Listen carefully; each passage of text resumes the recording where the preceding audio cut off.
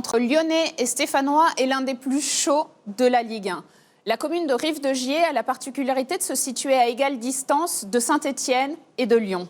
Mais cette petite commune réserve un drôle de derby. Chris Pillow, journaliste anglais de beIN Sport, vous présente cette rencontre au sommet.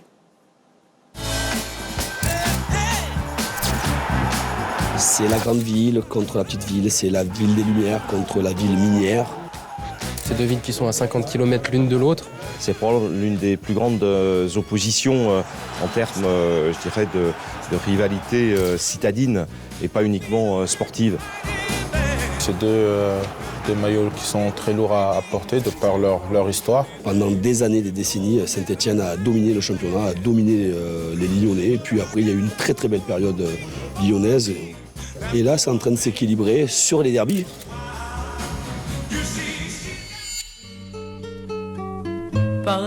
Dimanche 19 avril se tenait donc le 110e derby entre Lyon et Saint-Étienne. La rivalité entre les deux clubs est la plus forte de France. Et comme toujours, la ferveur est à son comble chez les supporters. Entre les deux villes, on trouve la petite commune de Rive-de-Gier. On y trouve des anciennes mines de charbon, des manufactures de verre, de fer et d'acier. Victime de la désindustrialisation à la fin du XXe siècle, la passion du football, elle, y est toujours intacte.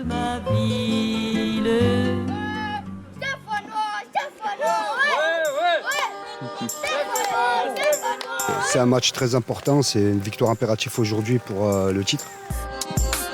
Olivier Dimambro ne parle pas du derby de dimanche soir, mais de celui entre Rive-de-Gier et Loire-Nord, un match amateur de 9e division.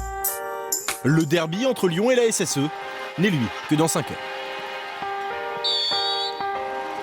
C'est très mitigé, vous avez une partie qui est très stéphanois, une partie qui est très lyonnais. C'est un peu la guerre des clans. C'est la guerre. Le derby, c'est le match le plus important de l'année, c'est le classico, c'est comme le Real, Barça. Ouais, derby, c'est une fierté, c'est la fierté du Rhône-Alpes. Les Stéphanois, on a beaucoup de fierté, contrairement aux Lyonnais. Qui ne saute pas les pas lyonnais? Ouais.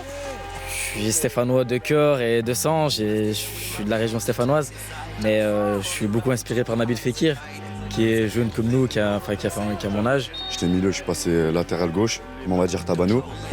Et ouais, on essaie d'un peu de s'inspirer des pros, même si on en est loin, quoi. Rive-de-Gier l'emporte 2-0 dans un match où Lacazette ou Erding seraient assez fiers de l'ouverture du score.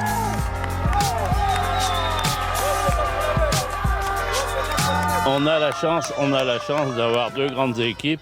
Et nous, on a un peu la malchance, c'est qu'ils sont souvent, aujourd'hui, j'en ai pas vu, mais ils sont souvent là en train de reluquer nos jeunes joueurs.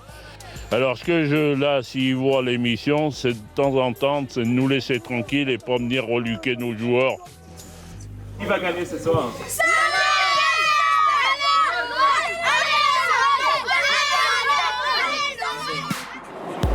À 1h du coup d'envoi, l'ambiance monte aux alentours du stade Gerland.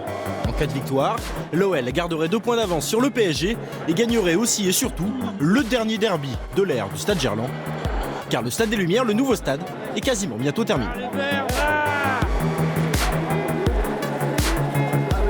On gagnait aujourd'hui pour prendre notre place de leader, celle qu'on mérite. C'est un derby, quoi. Ça a toujours été les ennemis de toujours, quoi. Gerland se termine, c'est une nouvelle page qui s'écrit. Et si elle peut finir de la plus belle des façons cette année, ce sera que formidable.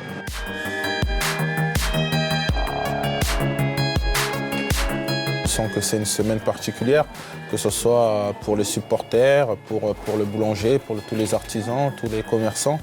On nous parle tout le long de la semaine de l'importance de ce grand rendez-vous. 21h, coup d'envoi du derby, le vrai. Le 110e du nom entre Lyon et Saint-Étienne.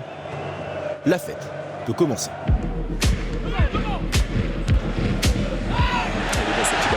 Encore une fois, N'Ji face à Ruffier, le crochet d'N'Ji pour redresser la balle, est-ce qu'elle va franchir la ligne? Pas selon Monsieur N'Jimi, sauvetage de Loïc Perrin. Jordan Ferry à ses côtés, préfère alerter Nabil Fekir. Le contrôle de Fekir, la frappe de Fekir sur la barre transversale. La Gazette, Fekir. Il est passé, Nabil Fekir qui va aller provoquer la défense centrale. N'Ji, le contrôle il est bon, troisième passe à passe. C'est le bon pour N'Ji, ouverture du score.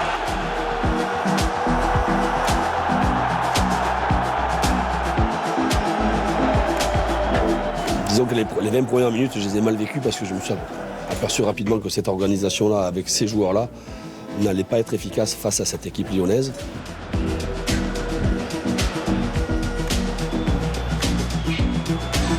Gradel en 2 temps, c'est pas fini, Nguemo plat du pied. Est-ce que ça a été touché du bras? Carton rouge.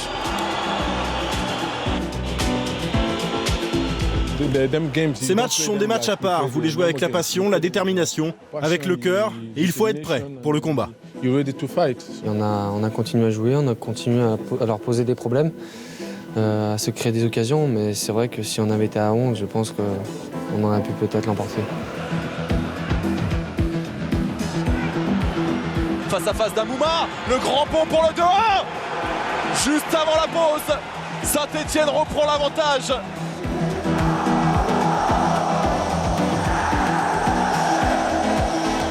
Malheureusement, en deuxième période, on a pris ce deuxième but trop rapidement.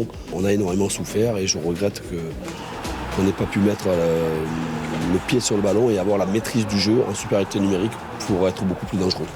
On aurait vraiment aimé gagner ce match. Le gagner pour Gerland, parce que c'était peut-être la dernière, mais le gagner aussi parce que, au-delà du derby, ça mettait encore plus de suspense pour la fin de championnat. Je pense qu'on a manqué de culot et d'ambition pour aller gagner ce match, même si, au vu du début du match, c'est quand même un bon point.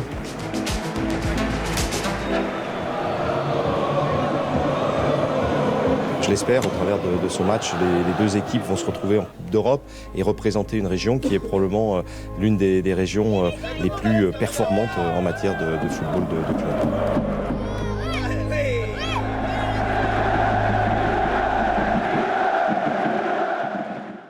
Merci Chris d'être parmi nous aujourd'hui. On l'a vu, vous suivez la Ligue 1 tout au long de la saison. Qu'est-ce que vous en découvrez de ce championnat français au fil de vos reportages? Je découvre un football français qui est peut-être sous-estimé, avec des matchs, des derbys qui sont très importants. Le derby Lyon-Saint-Etienne, comme un Paris-Marseille, même un Monaco-Nice. Il y a des très grands matchs importants dans ce championnat qui sont importants pour les supporters, mais aussi des matchs qui sont très bien supportés, beaucoup d'histoires en fait. Et dans ce sujet, le derby Lyon-Saint-Etienne, c'était le 2e contre le 5e en championnat, mais aussi c'est important parce que c'est une rivalité régionale avec 2 grandes équipes qui ont gagné le titre avec des grandes histoires, mais aussi à Rive-de-Gier où je suis allé, ça continue. C'est pas que la Ligue 1, mais en 2e, 3e, même 8e division, il y a un foot qui est avec beaucoup de supporters, même des ultras, de l'intensité. Et finalement, c'est ça le foot, et c'est ça le sport. Quel est le véritable intérêt que montre l'international pour la Ligue 1? On pourrait dire que quelqu'un en Angleterre, par exemple, quelqu'un ignorant pourrait dire que ce n'est pas important, mais quand on pense que cette année en Premier League, Eden Hazard, qui a gagné le meilleur joueur, il a commencé ici. Didier Drogba, qui vient de prendre sa retraite, lui aussi, il a fait un parcours ici. En Ligue des Champions, on a Paris Saint-Germain, on a Monaco qui ont très bien joué, mieux que les Anglais. Il y a beaucoup d'histoires, beaucoup d'importance dans ce championnat.